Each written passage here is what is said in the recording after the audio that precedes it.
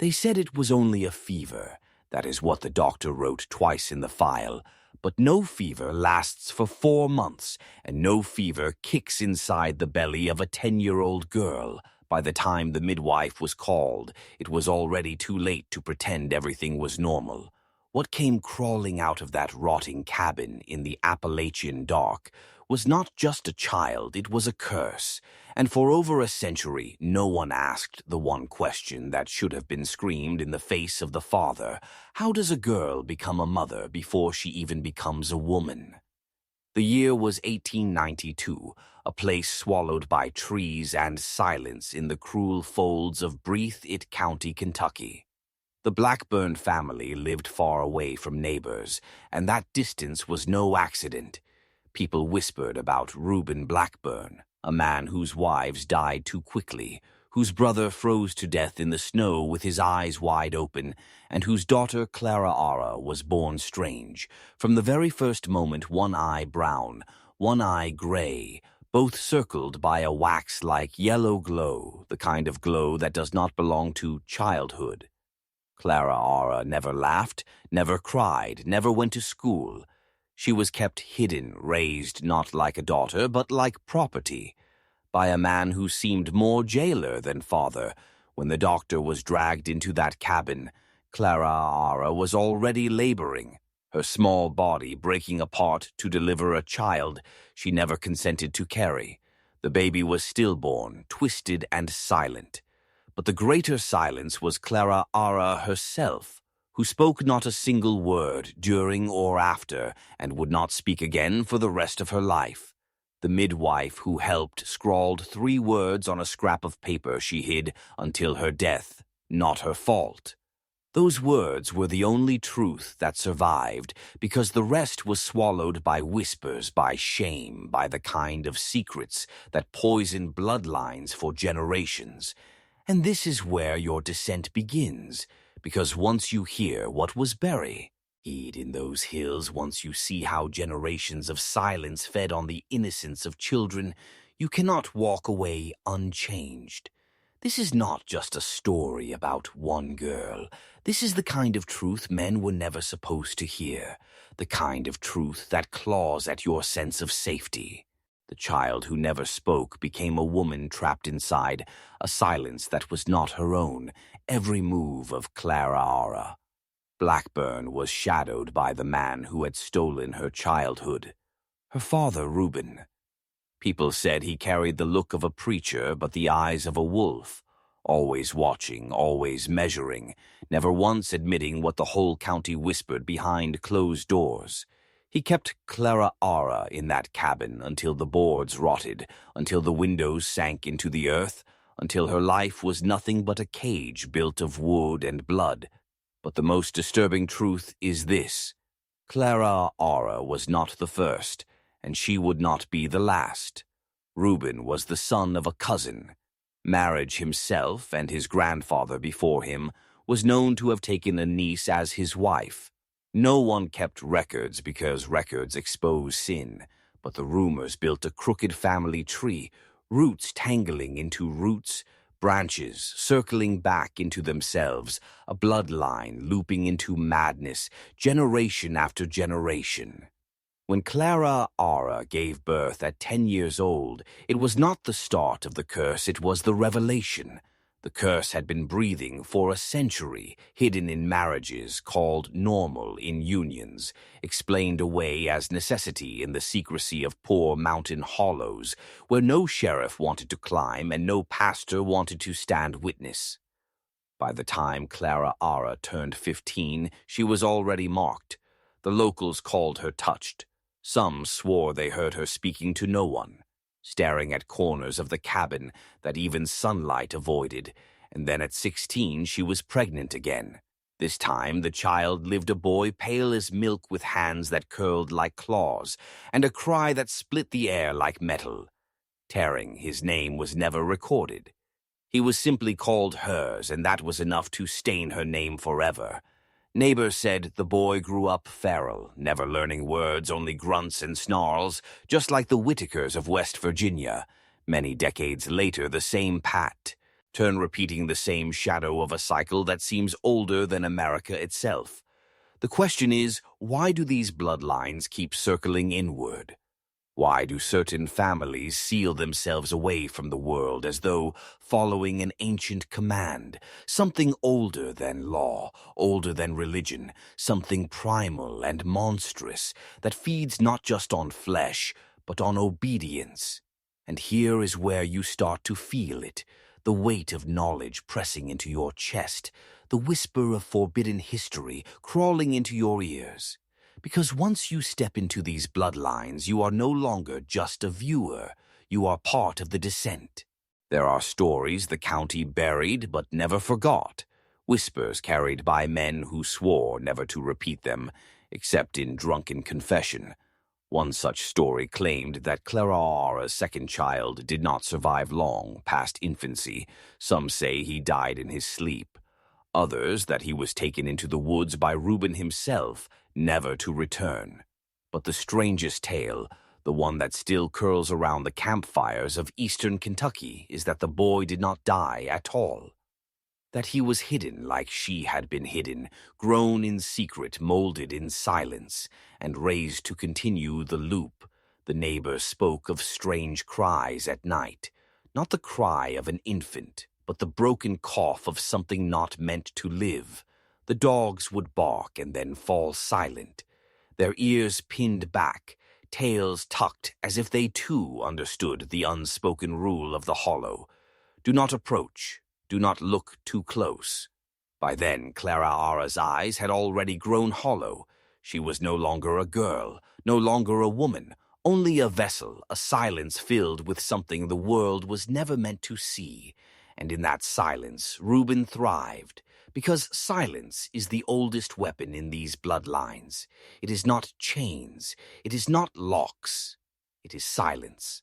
A silence so complete that even the law refused to pierce it. But there was one woman who tried in 1937, a school teacher sent from the county. She hiked the narrow path to the Blackburn home, bringing books for the children she believed might still be alive. She returned pale, trembling, her hands shaking. She told the sheriff there were no children at all, only shadows moving inside the house, figures that did not blink when she spoke, faces pressed to the glass. Too symmetrical to be real, she never returned to the hollow. She moved 3 towns away and never again spoke of what she saw. What makes this story unbearable is not that Clara Ara was destroyed. It is that no one came for her, no one pulled her out, no one said enough because the county had learned to look away. Looking away was safer. It kept the sickness contained inside the mountains. But here is the truth. Secrets do not stay buried. They seep like water through stone.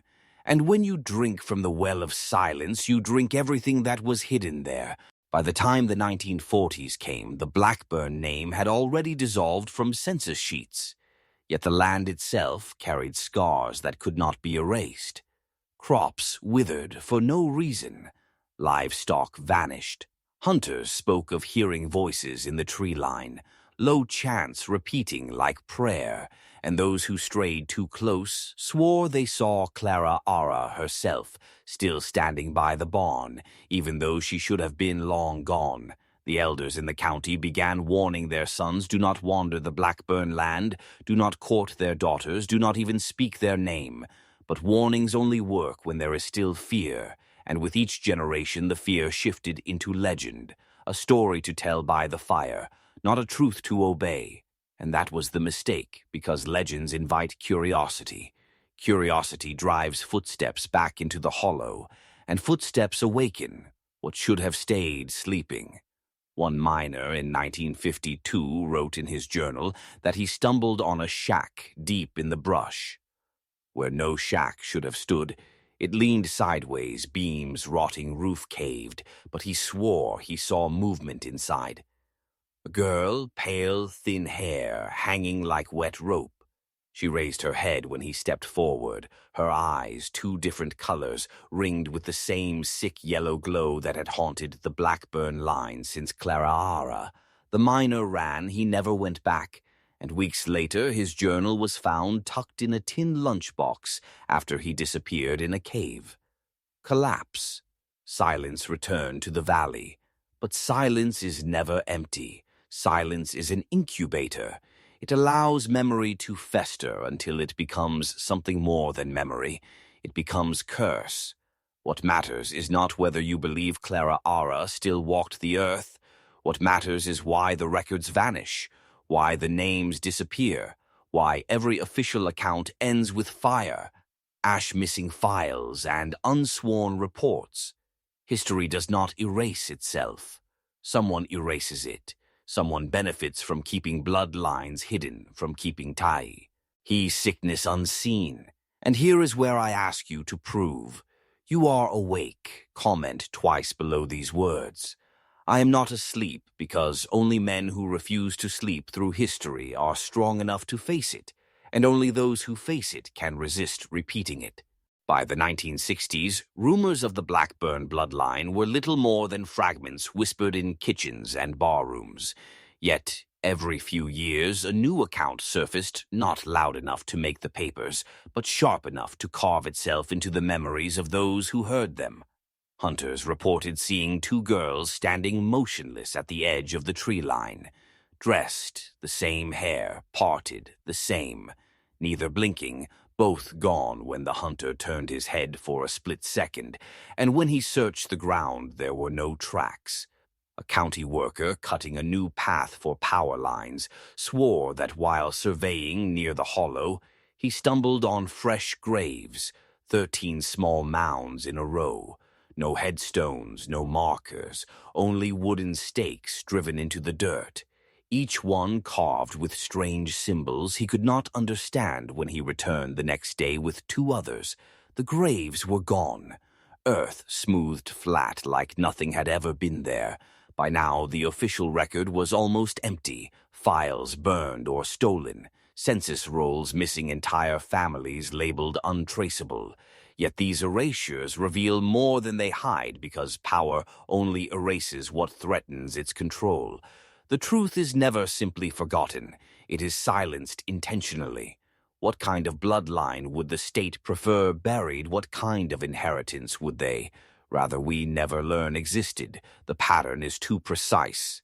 The silencing too deliberate. We are taught to believe in random decay. But nothing about the Blackburn story is random. Stillborn children, malformed births, vanished. Mothers burned homes, erased records. It is the cycle of inbreeding.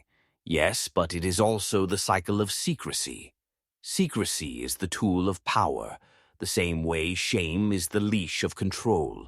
The girl who gave birth at 10 was not just a victim. She was a signal, a living reminder of what happens when blood is caged too tightly, when a family turns into a closed prison of flesh. But more than that, she was a message to the outside world, and that message was ignored. The valley kept quiet because silence is safer than truth, and safety is the currency of weak men. When you look at this story, you are not staring at a ghost. You are staring at a mirror, a reflection of what happens when corruption festers in private, while the world looks away. You are staring at proof that blood remembers, even when people pretend to forget. The story did not die with Clara or Elias.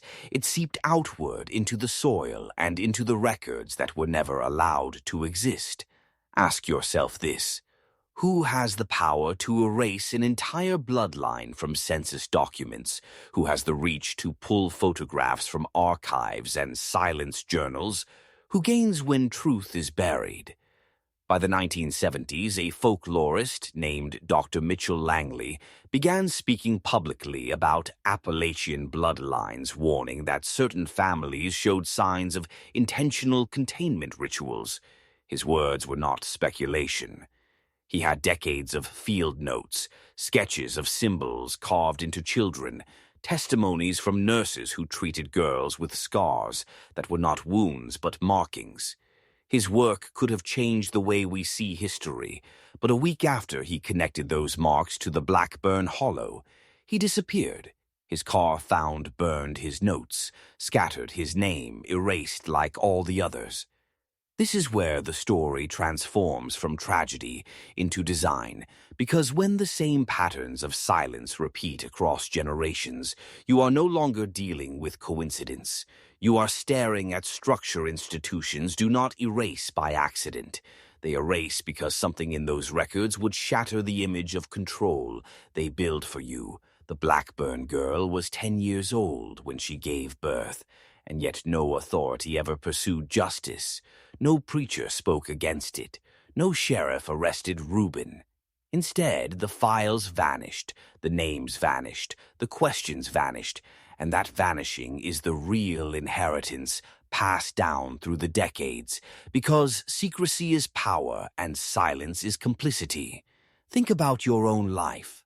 How many truths have been sealed away before they reached your eyes? How many files are missing? How many stories rewritten? How many rituals disguised as tradition? History itself is an inbred system, a closed loop where only the same bloodlines of knowledge are allowed to reproduce. Generation after generation, the elite keep the blood clean, not through purity, but through control. And here is where I ask you directly, if you are still here, comment the phrase. The blood remembers not once, but twice. Let it echo in the thread below, so the algorithm cannot bury this truth, so the silence cannot win this time. The last descent is not about Clara Ara, not about Elias, not about the burned shack or the erased archives. It is about what remains inside you after hearing this.